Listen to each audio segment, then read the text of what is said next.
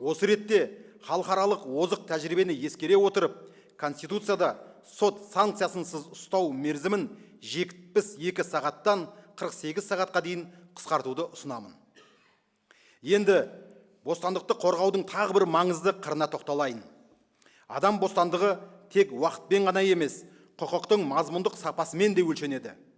Мәселенің өзегі адамға не себепті ұсталғанын және оның қандай құқықтары бар екенін дәл сол сәтте еш кідіріссіз анық жеткізуде жатыр. Бұл қағида азаматты ғана емес, мемлекеттің де беделін қорғайтын тетік. Ашықтық бар жерде негізсіз үрей емес, өркениетті құқықтық диалог қалыптасады. Халықаралық деңгейде мойындалған Миранда қағидасы құқықтық мемлекеттің мызғымас өлшемі.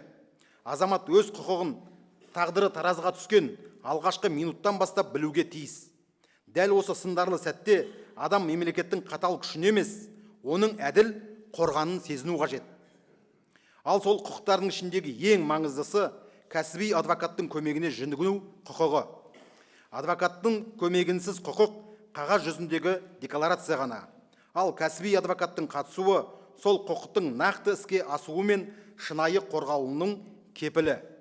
Сондықтан ұсталған адамға оның құқықтарын, соның ішінде адвокат көмегіне жүгіну мүмкіндігін ұстау сәтінен бастап түсіндіруді Конституция деңгейіне бекітуді ұсынамын.